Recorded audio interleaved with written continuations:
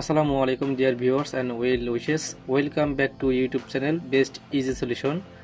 প্রিয় নবম ও দশম শ্রেণীর শিক্ষার্থী বন্ধুরা এবং যারা মাদ্রাসা পড়তেছো দাখিলে, আশা করি সবাই ভালো আছো। আজকে আমরা আলোচনা করব তোমাদের ইংরেজি ফার্স্ট পেপার বইয়ের 134 পৃষ্ঠায় যে লিসেন 2 রয়েছে ইউনিট 11-এর টু মাদার্স, দুইটি মা, অর্থাৎ রিমেম্বার স্মরণ করা, দুই মাকে স্মরণ করা। এটা লিখছেন জন স্নো ডানকনসন। তো এই কবিতাটা আজকে আমরা বাংলা যে অনুবাদটি একদম ব্যাখ্যা সহকারে তোমাদেরকে দেখিয়ে দিব, যাতে তোমরা এই কবিতার সামারিটা ভালোভাবে মনে রাখতে পারো এবং বাংলা অনুবাদটা যাতে ভালোভাবে বুঝতে পারো। তো তোমাদের বাংলা উচ্চারণ, বাংলা অনুবাদ সহ ব্যাখ্যা সহ দিয়েছি। তো তোমরা ভিডিওটি না টেনে একদম ভালোভাবে দেখো এবং খাতা কলম নিয়ে সাথে সাথে লেখো, স্ক্রিনশট না দিয়ে লেখলে ভালো হয়। তো প্রিয় শিক্ষার্থী বন্ধুরা, চলো আমরা এটার বাংলা ব্যাখ্যাটা পড়ি। এখানে লেখক সম্পর্কে একটু বলতে চাই। লেখক আমরা জানি লেখক কে, জোয়ান স্নো ডানকনসন। উনি 24শে মার্চ 1930 সালে জন্মগ্রহণ করেন এবং অক্টোবর 29 তারিখে অর্থাৎ 2021 সালে 29 তারিখে, অক্টোবরের 29 তারিখে তিনি মৃত্যুবরণ করেন। আশা করি তোমরা বুঝতে পেরেছো। এ আমাদের যে লেখক। আমরা দেখতে পাচ্ছি প্রিয় শিক্ষার্থী বন্ধুরা, এখানে লেখক একজন মহিলা লেখক, একজন ওমেন। তো যেহেতু একজন মহিলা লেখক লিখেছেন টু মাদার্স রিমেম্বার, অর্থাৎ দুইটি মা নিয়ে। আসলে এখানে দুইটি মা বলতে আসলে কি বোঝানো হয়েছে? অবশ্যই তোমরা হয়তো অনেকে ভাবতেছো যে এখানে দুইটি মা বলতে একটি সৎ মা বা একটি আপন মা, কিরকম হতে পারে, তাই না? এটা আসলে এরকম না। এখানে দুইটি মা বলতে একটি, অর্থাৎ এখানে দুইটি মা না, একজনের দুইটি রূপ আর কি, এই জন্য বলা হয়েছে দুইটি মাদার্স। অর্থাৎ টু মাদার্স বলতে এখানে একজন মাকেই বোঝানো হয়েছে, সেটা আমরা কবিতাটি ভালোভাবে পড়লে বুঝতে পারবো। তো প্রিয় শিক্ষার্থী বন্ধুরা, চলো আমরা এই কবিতাটি পড়ি।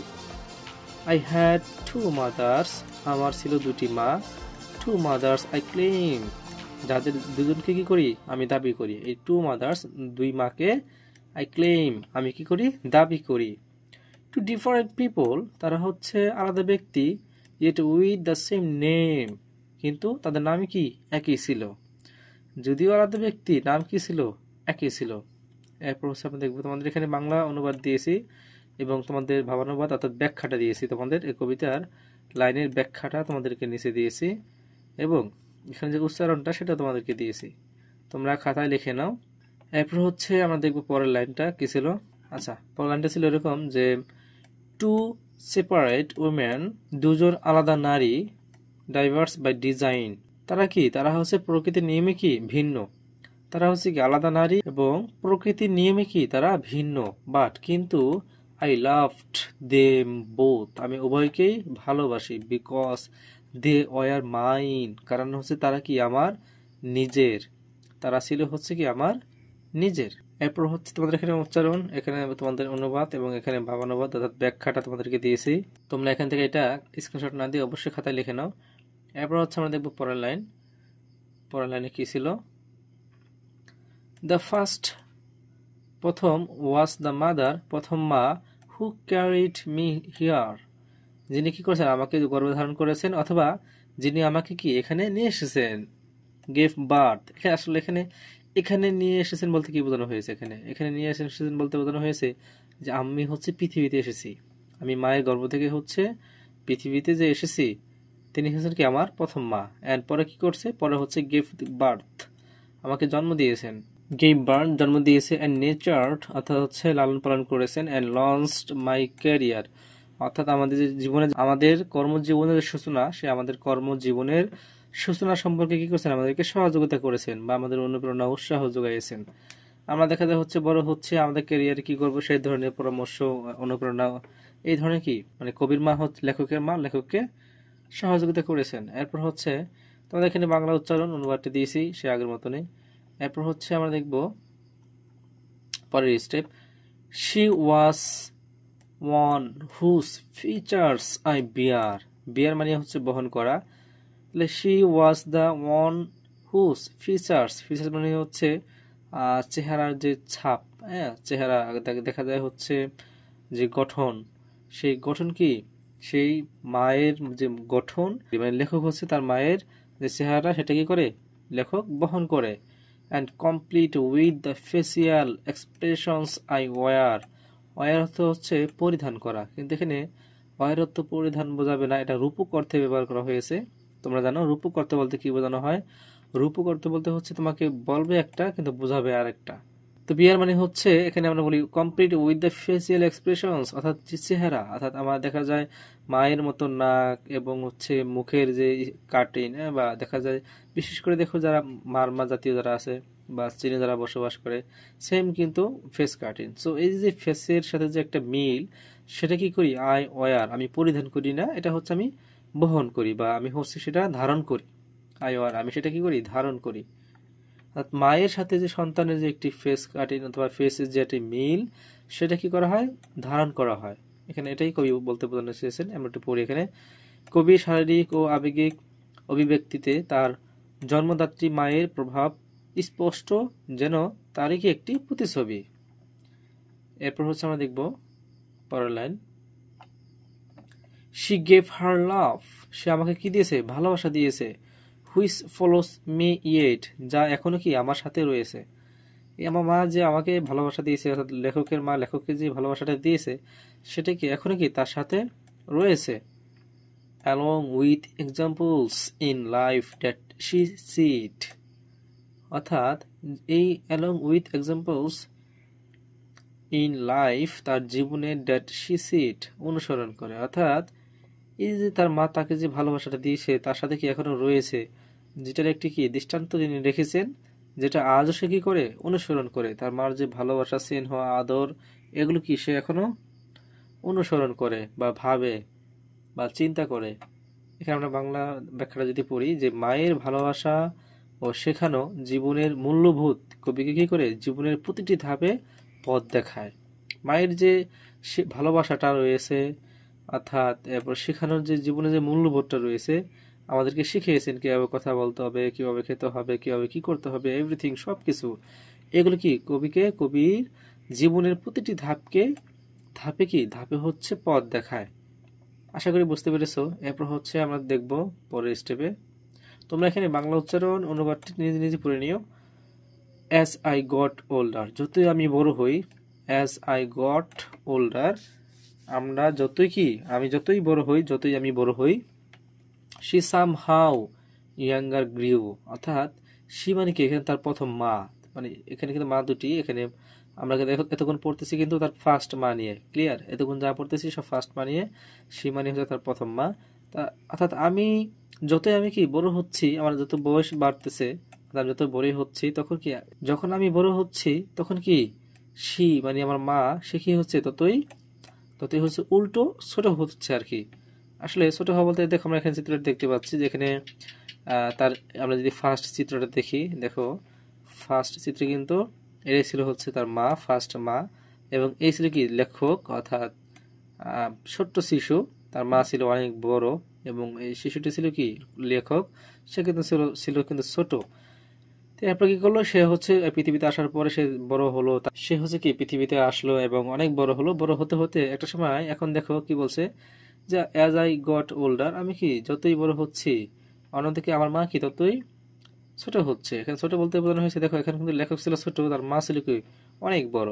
এখন আমরা এখানে দেখতে পাচ্ছি, একটা চিত্র দেখতে পাচ্ছি, যেখানে লেখক কিন্তু অনেক বড় হয়েছে, তার মা কিন্তু এখন বয়সের বার্ধক্যের কারণে কি সে উল্টো ছোট হতে লাগলো। মানে এখানে ছোট বলতে তার মার বয়স বেড়ে গেছে, অর্থাৎ তার সে শক্তি, ধারণ ক্ষমতা বা তার যে চিন্তা শক্তি, সেগুলো কি মন মানসিকতা, সেটা কি ধীরে ধীরে ছোট হয়ে যাচ্ছে, সে শিশু সুলভ হয়ে যাচ্ছে। অর্থাৎ লেখক কিন্তু বড় হয়ে গেল, অর্থাৎ বড় হয়ে যাচ্ছে, আর উল্টো দিকে হচ্ছে তার মা কি ছোট হতে লাগলো। তাহলে আমরা প্রথম চিত্রে দেখতে পেলাম যে লেখকের মা ছিল কিন্তু অনেক ইয়াং, লেখক ছিল ছোট, আর এখন কিন্তু লেখক বড় হয়ে যাচ্ছে এবং লেখকের মা বৃদ্ধ হয়ে যাচ্ছে। একটা সময় যে মা হচ্ছে, দেখো যে ছোট্ট শিশুকে সে জন্ম দেওয়ার পরে তাকে লালন পালন করেছে, তাকে খাওয়াইছে, তার যত ধরনের অনুপ্রেরণা, উৎসাহ তার পাশে থেকে তাকে সাহস জুগিয়েছে।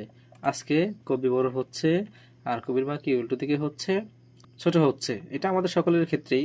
এরপর হচ্ছে আমরা দেখবো পরের লাইনের অর্থ, যে বাট কিন্তু দেন কেম দ্য টাইম, কিন্তু then came the time that her mind clouded so, খুব দুঃখজনক একটি কথা। বাট এরপর হচ্ছে দেন কেম দ্য টাইম, সময় চলে আসে, ডেট হার মাইন্ড, তার মন, ক্লাউডেড সো, ঝাপসা, ক্লাউডেড মানে হচ্ছে ঝাপসা তার। এখন দেখো এই যে লেখক তো অনেক বড় হয়ে গেছে, আগে ছোট ছিল, এখন কিন্তু লেখকের মা কি ছোট হয়ে গেছে, অর্থাৎ তার একটি সময় চলে আসছে, এখন সে কি মন নিয়ে হচ্ছে বিভ্রান্তের মধ্যে রয়েছে, বা সে এখন কি ঝাপসা অবস্থায় রয়েছে। এক সময় তরুণ ছিল, ইয়াং ছিল, তার শক্তি সাহস সবকিছু ছিল, এখন সে বৃদ্ধ হয়েছে, তার সেই ফেস, তার শক্তি, মনোবল সেটা কি সে হারিয়ে ফেলছে। And I sensed that the mother I knew would soon go, অর্থাৎ আই সেন্স আমি টের পেলাম, ড্যাট যে, দ্য মাদার হচ্ছে মা, আই নিউ আমি চিনতাম, অর্থাৎ আমি টের পেলাম যে মাকে আমি চিনতাম, যে মাকে হচ্ছে আমি, এই যে আমার মা ছিল, এখানে এখানে দেখো হার বলছে, হার মাইন্ড মানে তা আমার মায়ের মন, অর্থাৎ লেখকের মায়ের মন কি হচ্ছে বিভ্রান্ত হচ্ছে, এখানে হার কিন্তু সেকেন্ড মা, তোমাদেরকে আসলে বোঝাতে পারছে কিনা, যে এতক্ষণ যে আমরা শি পড়েছিলাম, শিটা ছিল তার ফার্স্ট মা, এবং তোমার গিয়ে হচ্ছে এই যে হার, এখন হার কি তার সেকেন্ড মা, অর্থাৎ এখানে ফার্স্ট মা বলতে কি বোঝানো হয়েছে, যে তার মা কিন্তু ইয়াং ছিল, এই সময় কে ছিল, সে ফার্স্ট মা ছিল, এখন সে কিন্তু ইয়াং থেকে কি বিদ্যুতে চলে আসছে, এখন কি সে সেকেন্ড হয়ে গেছে। তো এখানে বলছে যে আমি যে মাকে চিনতাম, উড সোন গো, তিনি এখন চলে যাবেন। কথাটা কি বলেছে, যে যে মাকে হচ্ছে আমি চিনতাম, যে মা আমাকে জন্ম দিয়েছে, লালন পালন করেছে, সে মা এখন বয়স হয়েছে, সে কি এখন চলে যাবে। তো প্রিয় শিক্ষার্থী বন্ধুরা, এখানে দুটি মা বলতে আসলে আমরা কি বোঝাতে মানে কি বুঝতে পেরেছি, যে আমাদের যে প্রথম মা ছিল, অর্থাৎ এই প্রথম মা লেখককে লালন পালন করেছে, বড় করেছে, এখন দেখো যে লেখক বড় হয়ে গেছে, অর্থাৎ এই মেয়ে অর্থাৎ সন্তান বড় হয়ে গেছে, মা কি বৃদ্ধ হয়ে গেছে। তো এখন দেখো এই মা কিন্তু একটা সময় মেয়েকে চুল আশ্রয় দিত, তারপর ধর খাওয়াইয়া দিত, তারপর সেবা যত্ন করতো, সব কাজ করতো, এখন কিন্তু মা সেটা করতে পারতেছে না, এখন মা হচ্ছে নিজেই নিজের কোনো কাজ করতে পারে না, বয়স হয়ে গেছে। এক্ষেত্রে এই যে লেখক বা সন্তান, সে কি করতেছে, তার মাকে উল্টো সার্ভিস করতেছে এখন, অর্থাৎ একটা সময় সে সার্ভিস পেয়েছে, এখন তার মাকে সে সার্ভিস করতেছে। তার মানে এখন দেখো মা কি প্রথম ছিল মানে ফার্স্ট মা, এবার এখন কি সে বৃদ্ধ হয়ে গেছে, সন্তানের মতন হয়ে গেছে, এখন কি সেকেন্ড মা। এখানে বলছে যে আমি যে মাকে চিনতাম, সে মাকে এখন চলে যেতে হবে, মানে আমি কোন মাকে চিনতাম, যে মাকে চিনতাম, যে অনেক শক্তি সাহস ছিল, সে মা এখন দুর্বল, এখন মনোবল ভেঙে গেছে। আশা করি বুঝতে পেরেছো। এরপর হচ্ছে আমরা আগাই, এখানে একটু বলি, কবির মা বার্ধক্যের কারণে মানসিকভাবে দুর্বল হয়ে পড়েন, হয়তো স্মৃতি ভ্রংশের শিকার হন, এতে কবি অনুভব করেন যে তার মা পরিচিত মার আগের মতো নেই, সে আগের মতন কি ইয়াং মা নেই। এরপর হচ্ছে আমরা পড়বো, সো কুইকলি, সে তাই তাড়াতাড়ি, সে চেঞ্জ পরিবর্তন, and turn into the other, অর্থাৎ সে অন্যের মতন কি সে পরিবর্তন হয়ে গেছে, আগে ইয়াং ছিল এখন কি ওল্ড হয়ে গেছে, অর্থাৎ সে কি পরিবর্তন হয়ে গেছে। She stranger dressed in the clothes of my mother, মানে মায়ের পোশাক পরা এক অচেনা মানুষ, মানে বিষয়টা এরকম, মায়ের পোশাক পরা কিন্তু কি দেখতে কি এক অচেনা মানুষের মতন। যেমন দেখো এখানে কিন্তু মাকে কি ছিল, ইয়াং ছিল, তাই না, অনেক ইয়াং ছিল, যে ড্রেস আপ পরছে, সেম ড্রেস পরে কিন্তু মা আবার এখন পরে রয়েছে, কিন্তু এখন কি মাকে চেনা যাচ্ছে না, মানে একই মায়ের পোশাক, কিন্তু আগে কি ছিল, ইয়াং ছিল, এখন কি এখন দেখো ওল্ড হয়ে গেছে। অর্থাৎ অর্থাৎ মায়ের পোশাক কিন্তু একই, কিন্তু মানুষটা কি অচেনা লাগে আর কি। মনের অসুস্থতায় তার মা এক নতুন ব্যক্তিত্বে রূপান্তরিত হলেন, বাহ্যিকভাবে একই কিন্তু ভেতরে বদলে যাওয়া এক মানুষ। আশা করি বুঝতে পেরেছো। এরপর হচ্ছে আমরা গাই, ওহ ওহ শি লুক দ্য সেম, দেখতে কিন্তু একই, at least at arms length, এখানে একটি বাগ ধারা ইউজ করা হয়েছে। প্রিয় শিক্ষার্থী বন্ধুরা, at least at arms length, অর্থাৎ বাইরে থেকে দেখতে, পুরোটা অর্থ হচ্ছে বাইরে থেকে দেখতে বা দূর থেকে দেখতে, দূর থেকে দেখতে, অর্থাৎ শি লুক দ্য সেম, একই রকম দেখতে, at least at arms length, অর্থাৎ দূর থেকে দেখতে কি একই রকম লাগে, দূর থেকে দেখতে একই রকম লাগে, বাট নাও কিন্তু এখন, শি ওয়াজ দ্য চাইল্ড, সে এখন কি শিশু, অ্যান্ড আই ওয়াজ হার স্ট্রেঞ্জড, এবং কি আই ওয়াজ হার স্ট্রেংথ, এখন কি আমি হয়েছি কি তার একমাত্র ভরসা। এটা বুঝতে পেরেছো, দূর থেকে কি মাকে দেখতে কি একই রকম মনে হচ্ছে, এবং সে এখন কি শিশু। শিশু বলতে এখানে তোমরা তো সবাই জানো যে মানুষের যখন বয়স হয়ে যায় তখন কি মানুষ শিশুর মতন হয়ে যায়, অর্থাৎ এই মাটা একটা সময় কত ইয়াং ছিল, জন্ম দিয়েছে, লালন পালন করেছে, হ্যাঁ, তো সেবা যত্ন করেছে, এখন তার মনোবল নেই, শক্তি নেই, সে এখন বিছানায় পড়া, বা সে এখন দুর্বল, বা তার এখন বয়স হয়ে গেছে, এখন কি সে তার ওই সন্তানের উপর কি নির্ভর, লেখকের উপর নির্ভর হয়ে গেছে। এটা হচ্ছে কবি ভূমিকা উল্টে হয়ে যায়, যেমন আগের মায়ের স্থানে নেয়, অর্থাৎ আগের মায়ের স্থান নেয় এক শিশুর মতো দুর্বল রূপ, আর কবি তার অভিভাবক হয়ে ওঠেন। মানে একটা সময় কি এই এই যে এটা ছিল কিন্তু লেখকের অভিভাবক কে ছিলেন? মা। এখন কি হচ্ছে দেখো, এখন কিন্তু হচ্ছে লেখক অভিভাবক, কার অভিভাবক? মায়ের অভিভাবক, কারণ মায়ের তো এখন বয়স হয়ে গেছে, বৃদ্ধ হয়ে গেছে। এটা আসলে বোঝাতে চেয়েছেন এই লাইনে। এরপরে রাইটার লিখেছেন উই উড, এখানে কিন্তু উড উচ্চারণ হবে, we would come full circle, পুরো সার্কেল, উই উমেন 3, আমরা কি এখন পুরো সার্কেলে কি 3 জন নারী। এটা আসলে 3 জন নারী কই থেকে আসলো, এটার যদি ব্যাখ্যা দিই সেটা হলো, দেখো ফার্স্ট অফ অল কি ছিল, যে ফার্স্টে ছিল হচ্ছে মা, ছিল হচ্ছে প্রথম নারী, সন্তান কি ছিল সেকেন্ড নারী। এখন আবার দেখো এই মা ইয়াং বয়স থেকে ওল্ড বয়সে যখন চলে আসছে, তখন কি সে আবার শিশুর মতন হয়ে গেছে, সে এখন অক্ষম, তাহলে কি এখন সে কি 3 নাম্বার নারী। আচ্ছা, এই জন্য বলছে 3 নারী। আশা করি বুঝতে পেরেছো যে প্রথম ইয়াং ছিল মা, সে ছিল আমার অভিভাবক, অর্থাৎ রাইটারের অভিভাবক ছিল প্রথম মা, রাইটার ছিল কি দ্বিতীয় মা, এবং এই রাইটার কিন্তু এখন তার অভিভাবক, অর্থাৎ সে এখন এই মাটা কিন্তু এখন বৃদ্ধ হয়ে গেছে, এখন তার আরেকটা বয়সে ভাটি পড়ে গেছে, এখানে হচ্ছে 3 নাম্বার, এই 3টি মা। মাই মাদার দ্য ফার্স্ট, আমার মা হচ্ছে প্রথম, অ্যান্ড দ্য সেকেন্ড, এবং হচ্ছে দ্বিতীয়, অ্যান্ড মি, এবং আমি। 3 জন কে কে? My mother first and second, সে হচ্ছে কি আমার প্রথম এবং দ্বিতীয় মা, এবং হচ্ছে কি আমি, এই 3 জন হচ্ছে আমার নারী একটি সার্কেল সৃষ্টি হয়েছে। আশা করি বুঝতে পেরেছে এখানে। এরপর হচ্ছে এখানে একটু বাংলা ব্যাখ্যাটা বলছে, জীবনের গতিপথ যেন এক চক্রাকার, মা তার দায়িত্বহারা হয়ে শিশুর ভূমিকা নেয়, আর কবি হয়ে ওঠেন মায়ের মতো, সে 3 নারী গল্পে সময় চক্র ঘুরে পূর্ণতা পায়। খুবই নিদারুণ একটি আসল গল্প, এটা আসলে আমাদের বাস্তব প্রেক্ষাপট অনুযায়ী একটি কবিতা। এরপর হচ্ছে আমরা দেখব যে অ্যান্ড, এবং if my own children should come to a day, if যদি, মাই ওন আমার নিজের, ওন মানে নিজের, এমন একদিন, অর্থাৎ এমন একদিন যদি আসে যে আমার সন্তান, when a new mother's comes and the old goes away, যখন আমার নিউ মাদার কামস, আমার নতুন মা চলে আসবে, অ্যান্ড ওল্ড গোস অ্যাওয়ে, পুরান মা কি চলে যাবে। এখানে কবি বলতে মানে চেয়েছেন যে হচ্ছে যে এখন তো কবির মার তো বয়স হয়ে গেছে, সে কি এখন চলে যাবে, আর কবি যদি নিজের সন্তান চলে আসে তখন কি সন্তান হলে তখন সে কি হচ্ছে আবার মা হবে, অর্থাৎ এখানে আমার নতুন মা আসবে এবং পুরান মা কি চলে যাবে, এমন একটি কথা বুঝিয়েছেন।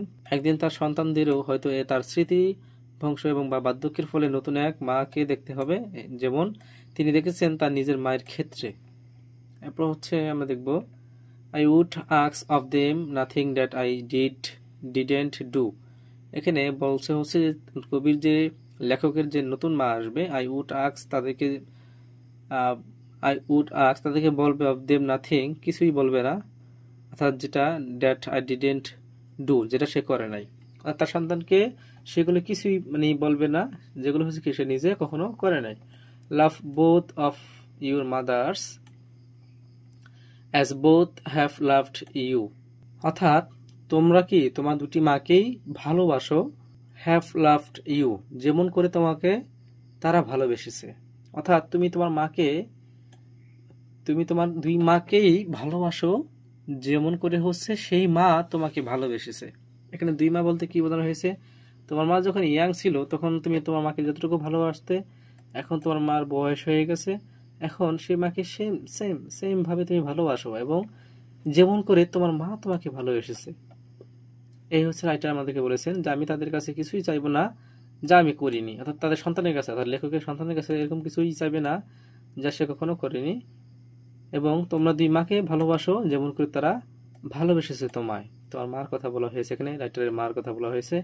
ব্যাখ্যাটা, কবি তার সন্তানদের বলেন, যদি একদিন তারাও দুই রূপে মাকে দেখে তাহলে যেন দুজনকেই সমান ভালোবাসে, কারণ মা যে কোনো রূপেই হোক ভালোবাসা একই থাকে। অর্থাৎ প্রিয় শিক্ষার্থী বন্ধুরা, যে আমরা এতক্ষণ মা নিয়ে পড়লাম, যে আসলে মা সে আমাদেরকে জন্ম দিয়েছে, লালন পালন করেছে, সেবা যত্ন করেছে।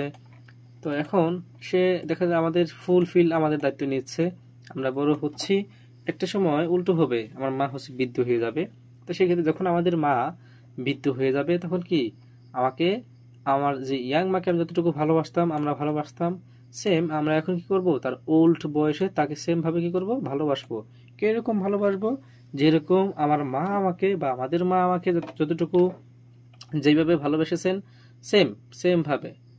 তো এই হচ্ছে মানে এখানে কবি আমাদেরকে মেসেজ দিয়েছেন যে লাভ, ভালোবাসা সম্পর্কে, মায়ের প্রতি সন্তানের ভালোবাসা। এরপর এখান থেকে আমরা মূল থিমটা পেয়েছি হচ্ছে ওল্ড, যেটা হচ্ছে বয়সে যে বার্ধক্য, সেটি কি মানুষের ক্ষণস্থায়ী, যে আসলে মানুষের কি যে ওল্ডটা এটা কিন্তু একদম ধরে রাখা যায় না, সেটা কি দ্রুত চলে যায়। এবং আমরা আরেকটা পেয়েছি কি সার্ভিস, যেটা হচ্ছে সেবা, সেবা করার মন মানসিকতা থাকতে হবে। তোমার মাকে তোমাকে অনেক সেবা করেছে, অনেক সেবা করেছে, এখন তোমার মার বয়স হয়েছে, এখন তোমার উচিত, তোমার দায়িত্ব তোমার মাকে সেইভাবে সেবা করাটা। এজন্যে এই প্রথম মা এবং সে বৃদ্ধ আকারে সেই মা, দুই মাকেই হচ্ছে সেম ভাবে ভালোবাসতে হবে। আর এখানে দুই মা বলতে কি বোঝানো হয়েছে, তার নিজের মাই হচ্ছে দুইটি রূপ, অর্থাৎ ইয়াং রূপ এন্ড ওল্ড রূপ।